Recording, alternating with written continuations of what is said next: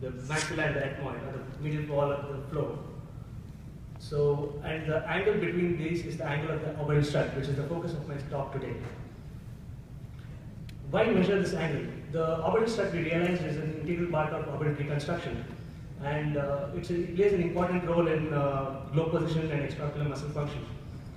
In complex orbital trauma, we realized that when we don't pay attention to the orbital strut, we have suboptimal implant positions, such as this, where there's a relative increase in the orbital volume compared to the other side, and there's a relative standoff here in the orbital flow.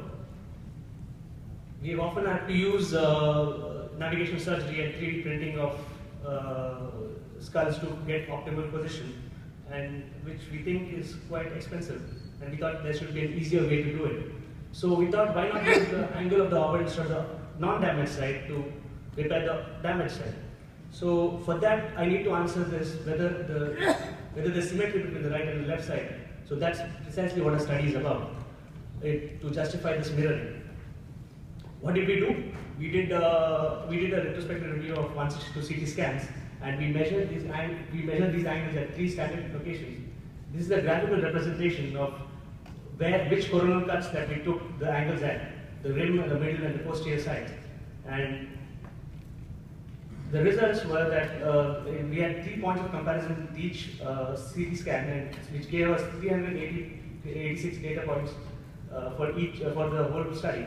And we did the appropriate analysis, and when we subtracted the right and left orbits, the angles between right and left orbits, and we plotted in a graph the rim angle, the middle angle, and the posterior angle, and then we accumulated this data into one single slide, and we see that the difference between the right and the left orbits is less than 4 degrees in 84 to 91% of the scans, and none of them went above 8 degrees.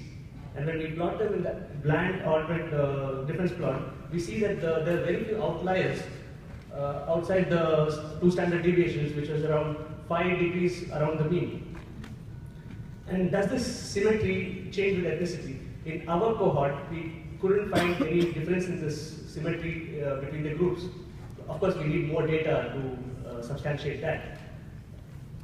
How are we using this research into our practice? We're using something called a goniometer, which is used by orthopedic surgeons in hand and spine surgery to measure the angles of rotation. We are using the same instrument to measure the angle of the orbital strut in the prefabricated anatomical titanium implants. And this is a case study where the medial wall and floor fracture, and we measure the angle of the opposite side at the rim, the middle, and the posterior angles. And we use this knowledge to reconstruct the orbit on the other side, and the results and outcomes of this technique is given us the confidence that now it's the standard of care in our practice.